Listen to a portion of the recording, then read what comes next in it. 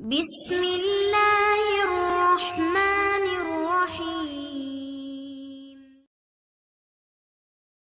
میرے نبی پاک صلی اللہ علیہ وسلم نے فرمایا 11 مہینے جنت سجائی جاتی ہے اور پھر رمضان میں اللہ اپنے بندوں کے لیے جنت کے دروازے کھول دیتا ہے۔ 1 گھنٹہ پہلے صفائی کرتے ہیں مہمان نے آنا ہو تو 1 گھنٹہ، ورنہ بچے دوبارہ سے پھر چیزیں بکھیر دیں گے۔ 1 گھنٹہ پہلے صفائی ہوتی ہے، لمبی نہیں، لیکن میرے نبی پاک نے فرمایا رمضان کے لیے رب کریم 11 مہینے جنت کو سجاتا ہے۔ چھوٹی بات ہے، روزے آ گئے، معمولی حیثیت ہے۔ ہم لوگ انہی معاملات میں میں منع کرتا ہوں، ہمیشہ منع کرتا ہوں، آپ کو ہر سال منع کرتا ہوں۔ میں پابندی سے 1-2 اخبار ڈیلی دیکھتا ہوں۔ میرا ناشتہ نہیں ہوتا جب تک اخبار نہ ہو، چونکہ بزرگوں کا فتویٰ ہے جمعے کا خطبہ وہ دے جو عالمی حالات سے باخبر ہو۔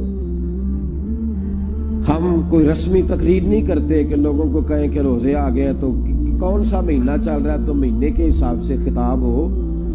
رسول اللہ صلی اللہ تعالی علیہ وسلم کی امت کے جو ذمہ دار اور پہرے دار ہوتے ہیں انہیں امت کی پہرے داری کرنی ہوتی ہے، اس لیے وہ یہ نہیں دیکھیں گے کہ کون سا موضوع چل رہا ہے اس پر میں نے 1 گھنٹہ گزارنا ہے، ترجیحات پر بات ہوگی۔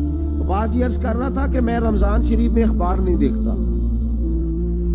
میری اپیل ہے آپ سے کہ آپ رمضان شریف میں نہ رمضان ٹرانسمیشن بھی نہ دیکھیں، ٹی وی پہ خبریں بھی نہ سنیں۔ سارا سال سنیے خبریں، ہماری خبریں سننے سے ملک میں کیا انقلاب آ گیا ہے۔ یا وہ جو ہم نے چوک میں کھڑے ہو کے تجزیہ کیا تھا اس سے کتنے لوگ سنور گئے۔ چھوڑیں، جتنا وقت ملے وہ آ کے مسجد میں بیٹھیں، اللہ کے گھر میں وقت گزاریں، ٹائم دیں۔ عبادت آپ کو زندہ کرے گی، روحانیت پیدا کرے گی، توانائی آئے گی، خوبصورتی آئے گی آپ کے اندر، آپ زندہ رہیں گے۔ دنیا داری دلوں کو مردہ کرتی ہے، قرآن کی تلاوت، اللہ کا ذکر، مسجد کی حاضری روح اور دل کو زندہ کر دیا کرتا ہے۔ مسجد میں بیٹھیں، وقت دیں، مہربانی کریں۔ اور یہ بھی آج میں بڑی ذمہ داری سے عرض کر رہا ہوں، اگر آپ کبھی زندگی میں مجھے بھی دیکھیں نا ٹی وی میں کسی عورت کے ساتھ میں کسی پروگرام پہ بیٹھا ہوں تو آپ بالکل لحاظ نہ کریں، آپ بالکل وہ چینل بند کر دیں، ہمیں ضرورت ہی نہیں۔ میرے لیے کوئی مفتی دلیل نہیں ہے تو عورت کے ساتھ بیٹھا ہے پروگرام میں نے تو وہ والا قرآن پڑھا جس میں اللہ کریم نے کہا عورتیں آ جائیں تو مرد نظریں نیچی کر لیں۔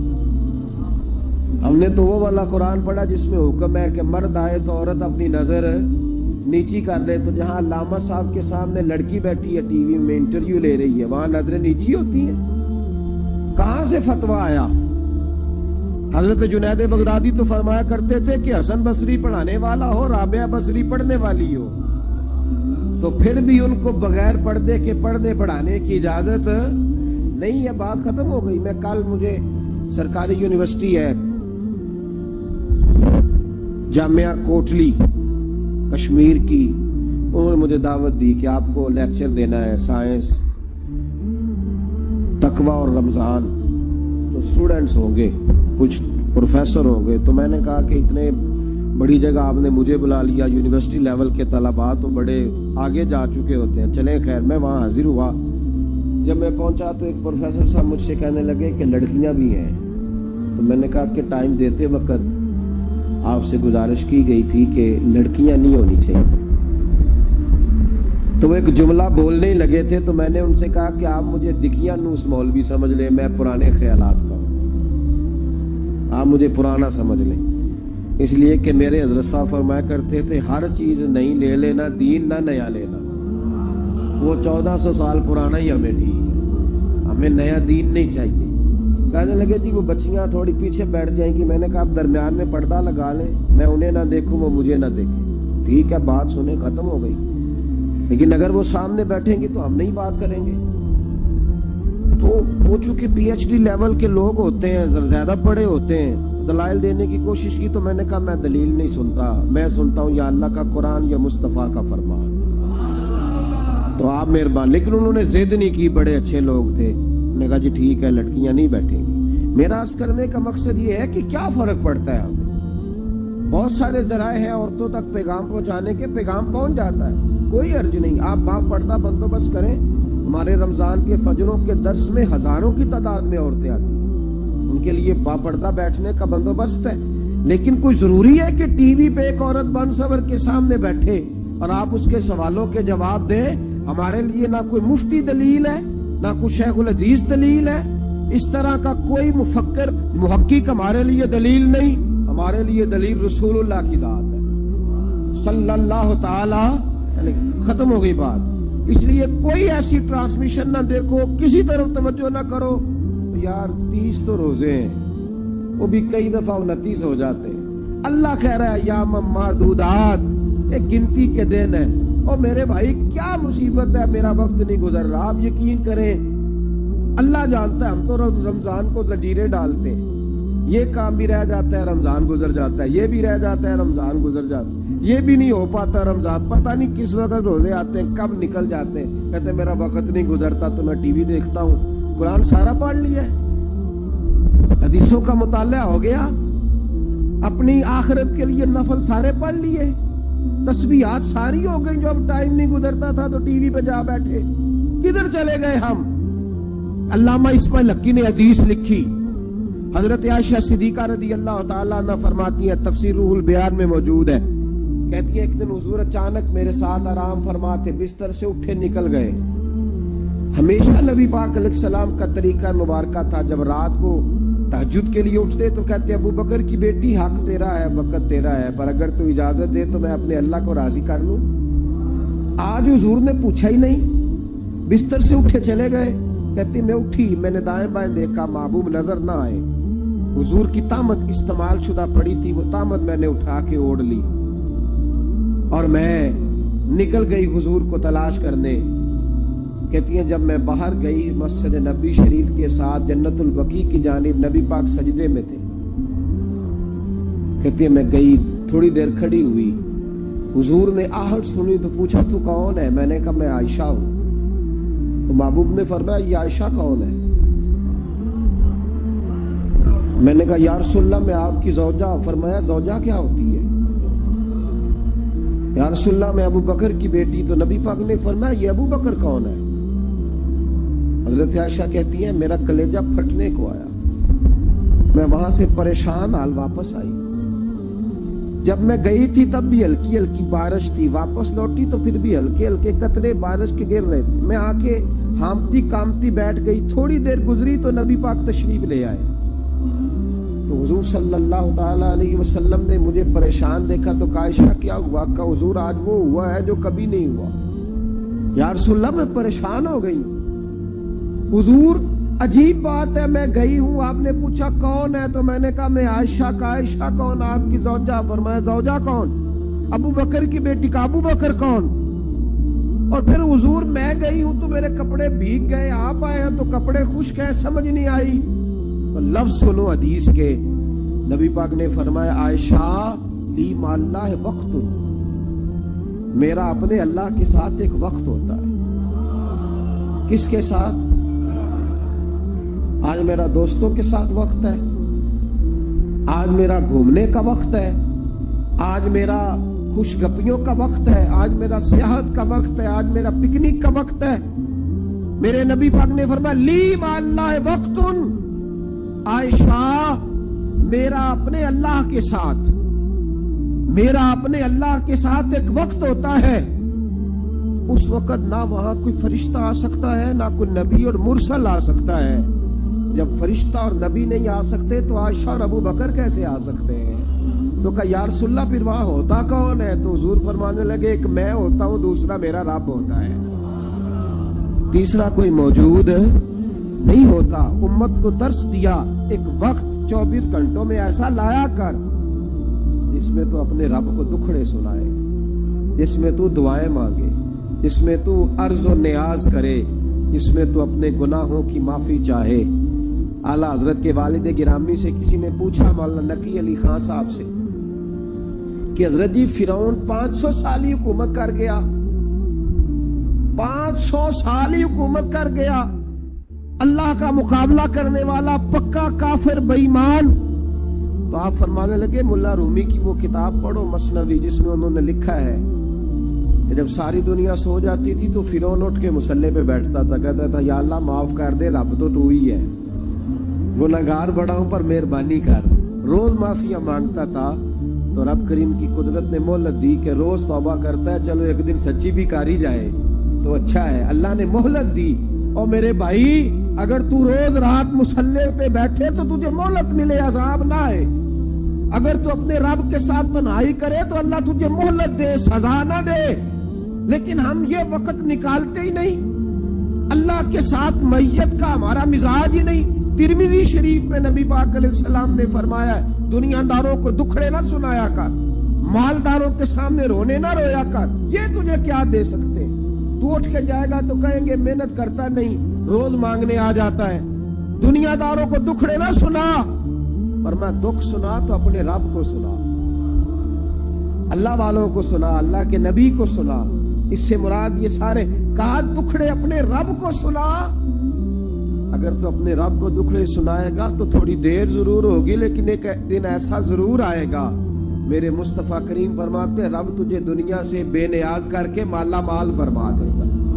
دھوکے کا مزاج نہ بنا, کینچی لے کے نہ گھوم کے کیسے جیب کاٹ سکتی. اللہ کو دکھڑے سنا. حضرت عائشہ عرض کرنے لگی حضور چلے یہ تو سمجھ آ گئی, لیکن بارش مجھ پہ پڑی آپ پہ پڑی نہیں تو کہا عائشہ تم نے اوڑا کیا تھا؟ کہا حضور آپ کی تامت. فرمایا بارش کوئی نہیں تھی, جب تو نے میری تامت لی تو خدا کی رحمتیں تم پر برسنے لگ گئی. تو حضور کے وجود سے لگی ہوئی چیز کوئی اوڑ لے تو رحمت برستی ہے, تو میرے نبی کی مسجد چومنے سے کیوں رحمت نہیں برستی؟ جالی چومنے سے کیوں نہیں برستی؟ جہاں جہاں حضور رکے, جہاں جہاں نبی پاک ٹھہرے, وہاں جانے سے کرم کیوں نہیں ہوتا؟ تو عزیزو یاد رکھو, رمضان میں ایک ڈیوٹی آپ نے یہ کرنی ہے کہ عبادت کو وقت دیں, ٹائم نکالیں. جو اتنے سے بھی فارغ ہے نا وہ 19ویں روزے تک کل فارغ ہو کے 20 کو اعتکاف بیٹھے. زندگی میں ایک دفعہ اعتکاف تو ویسے بڑا ضروری ہے. ہمارے بزرگوں نے لکھا ضروری ہے ایک بندہ اعتکاف کر لے زندگی میں ایک دفعہ, ہر سال کرے تو سنت ادا ہوگی. ویسے سنت مؤکدہ الکفایہ ہے, بستی میں اگر کوئی بھی نہ بیٹھے گا تو سارے گناہگار ہوں. ہم انشاءاللہ اس مسجد میں اس سال اجتماعی اعتکاف کریں گے. میں نے یہ پروگرام بنایا ہے کہ لوگ اعتکاف تو بیٹھتے ہیں لیکن نہ بیچاروں کو قرآن مجید پڑھنا آتا ہے, نہ نماز وضو غسل کے مسائل آتے ہیں, نہ انہیں پتہ ہے کہ رات عبادت کیسے کرنی ہے. تو میں نے یہ ارادہ کیا اس سال, میں نے معافی لی ہے ہاتھ باندھ کے. میں نے کہا یار سارا سال میں پورے ملک میں گھومتا ہوں, اس سال رمضان میں میرا ارادہ ہے میں صرف اپنے شہر میں رہوں, میں کہیں نہ جاؤں, تاکہ جو جہاں سے بھی چل کے آئے اسے فون نہ کرنا پڑے, میں اسے مل جاؤں ویسے ہی. تو میں انشاءاللہ تعالیٰ یہیں رہوں گا, اور رمضان کی 10 راتیں میں اپنے اعتکاف والوں کے ساتھ گزاروں گا انشاءاللہ تعالیٰ. یہاں آپ لوگ آئیں, جو سنجیدہ قسم کے لوگ ہیں ان کو ساتھ لائیں, وہ یہاں آ کے اعتکاف کریں. لنگر شریف بھی ہم دیں گے جو ہماری توفیق ہوگی, اور انشاءاللہ دونوں وقت دیں گے اپنی توفیق کے مطابق. اور یہ کوئی صدقہ زکوٰۃ خیرات سے نہیں ہوگا, یہ آپ ہمارے مہمان ہوں گے تو یہ مہمان نوازی ہوگی انشاءاللہ. تو یہ اپیل آخر میں اعلان کرنا تھا, پر چلو بات آ گئی تو میں نے شروع میں کر دیا. یہاں مقدور پر کوشش کریں گے آپ کے لیے اجتماعی اعتکاف کا بندوبست. ہمارے جو دیگر طلباء علماء ہوں گے وہ بھی آپ کے ساتھ وقت گزاریں گے, وضو غسل نماز کی چیزیں سکھائیں گے, آپ کو قرآن مجید پڑھنا پڑھانا سکھائیں گے. 10 دنوں میں جو ممکن ہو سکے گا ہم انشاءاللہ تعالیٰ کریں گے. تو اعتکاف میں وقت دیں. دوسرا کام آپ نے یہ کرنا ہے رمضان شریف میں کہ قرآن پاک زیادہ سے زیادہ پڑھنا ہے. پڑھیں گے انشاءاللہ. اگر آپ ناراض نہ ہوں تو ہم نے قرآن مجید پڑھنا بالکل ہی چھوڑ دیا. قرآن پاک کھلتا ہی نہیں, توجہ ہی نہیں, مزاج ہی نہیں. سارا دن بیت جاتا ہے, قرآن مجید نہیں کھلتا, قرآن مجید نہیں پڑھا جاتا. ایک شخص مجھ سے ملنا چاہ رہے تھے, مسجد نبوی شریف میں میں حاضر تھا, تو وہ ایک دفعہ آئے گزر گئے, میں قرآن شریف پڑھ رہا تھا, پھر آئے تو گزر گئے قرآن شریف, تیسری دفعہ پھر آئے تو کہنے لگے آپ نے کتنا کو پڑھنا ہے. میں نے ان سے کہا کہ مہربانی کرو مجھے دعا دو کہ اللہ مجھے پڑھتا ہی رکھے. آپ نے یہ کیا لفظ ادا کر لیے کتنا کو پڑھنا ہے؟ خدا کے بندو یہاں کام کیا ہے؟ اگر تلاوت بھی نہیں کرنی تو کرنا کیا ہے؟ وہاں میں اکثر کہتا ہوں کہ چونکہ ہم تو مسیتڑ ہیں, ہمارا تو مزاج ہے مسجدوں میں رہنے کا, چونکہ عام لوگوں کا مزاج نہیں ہوتا تو وہاں بھی بازاروں کو ٹائم زیادہ دیتے ہیں. خریداری میں وقت زیادہ لگاتے ہیں. اگر ہماری طبیعت مسجد میں بیٹھنے کی ہو, قرآن پاک پڑھنے کی ہو, تو بڑا ذوق بن جائے. قرآن مجید امام اعظم ابو حنیفہ امام اعظم رمضان شریف کے اندر 61 قرآن مجید پڑھا کرتے تھے. کتنے؟ 60 اور 61. ایک قرآن شریف دن میں پڑھتے, ایک رات کو پڑھتے. پورے دن میں قرآن مجید ختم کرتے, ایک رات کو. اور آپ فرماتے ہیں 61واں قرآن مجید وہ تھا جو میں تراویحوں میں سنا کرتا. 61 قرآن پاک آپ ہر رمضان میں پڑھا کرتے تھے. میری آپ سے گزارش ہے, ایک سپارہ مسجد میں پڑھے رمضان میں, ایک سپارہ گھر میں پڑھے. مسجد میں پڑھیں گے تو مسجد کا حق ادا ہوگا, اور گھر میں قرآن پاک کھول کے بیٹھیں گے تو بچے بھی آ کے پاس بیٹھ جائیں گے. چھوٹے چھوٹے بچے, یہ کبھی تجربہ کرنا, یہ بخشش کا ذریعہ ہے. جب آپ بچوں کی ماں سویرے سویرے بڑا اچھا دوپٹہ لے کے اور مصلی بچھا کے اور قرآن مجید کی ریل رکھ کے اور پھر اس کو خوشبو لگا کے جب کھولتی ہے نا, تو اس کی جو 2-2.5 سال کی بچی ہوتی ہے وہ بھی کہیں سے دوپٹہ ڈھونڈنے لگ جاتی ہے, وہ بھی دوپٹہ لے کے آتی ہے اور دائیں بیٹھتی ہے. اس کا جو 4 سال کا بچہ ہوتا ہے نا, اگر ابا بیٹھا ہے تو 4 سال کا بچہ بھی کہیں سے ٹوپی ڈھونڈ کے لاتا ہے. اسے پڑھنا نہیں آتا, لیکن وہ بھی آ کے نا سپارہ لے کے بیٹھ جاتا ہے. میں نے دیکھا ہے بچے تھوڑا تھوڑا ہلنے لگتے ہیں. قسم اللہ کی عزت کی, مجھے ایسے لگتا ہے کہ جب بیٹیوں کے بیچ ماں بیٹھ کے قرآن پڑھتی ہے اور جب بیٹوں کے بیچ باپ بیٹھ کے قرآن پڑھتا ہے, تو مجھے لگتا ہے خدا کے فرشتے بھی آسمان کے دروازے کھول کھول کے دیکھتے ہیں, کھول کھول کے دروازے دیکھتے ہیں کہ یہ کس طرح کا رنگ ہے کہ چھوٹا سا بچہ, توتلی زبان. مجھے وہ حدیث پڑھ لینے دو جو امام جلال الدین سیوطی نے روایت لکھی ہے. فرمایا حضرت عیسیٰ علیہ السلام میں قبر کے پاس سے گزرے تو عذاب ہو رہا تھا, چند گھنٹوں کے بعد گزرے تو وہیں رحمتوں کا نزول ہو رہا تھا. حضرت عیسیٰ عرض کرنے لگے, مولا میری مجال نہیں میں پوچھوں, چند گھنٹے پہلے یہاں عذاب تھا, اب یہی کرم ہو رہا ہے. اللہ اب اس نے کوئی نیک عمل کیا تو ہے نہیں, قبر میں تو عمل ختم ہو جاتا ہے, اتنا کرم کیسے؟ تو رب کریم نے فرمایا موسیٰ بندہ بڑا گناہگار تھا, پاپی تھا, سزا کا حقدار تھا, اور جب انتقال اس کا ہوا تو بیوی اس سے پہلے حاملہ تھی. اس کے انتقال کے 2-4 مہینے بعد بچہ پیدا ہوا. پھر اس بیوی نے بچہ پالا. آج 4.5 سال کا بچہ مکتب گیا ہے, استاد نے بسم اللہ شریف پڑھائی ہے. اس کے بچے نے توتلی زبان پہ کہا بسم اللہ الرحمن الرحیم. تو مجھے حیا آئی ہے کہ اس بیچارے کو بھی لفظ نہیں ادا کرنے آتے, زمین پر بیٹھ کر یہ توتلی زبان سے مجھے رحمان اور رحیم کہے اور میں اس کے باپ کو سزا دوں. بس بچے نے ایک دفعہ بسم اللہ پڑھی ہے, میں نے باپ کے سارے گناہ معاف فرما دیے.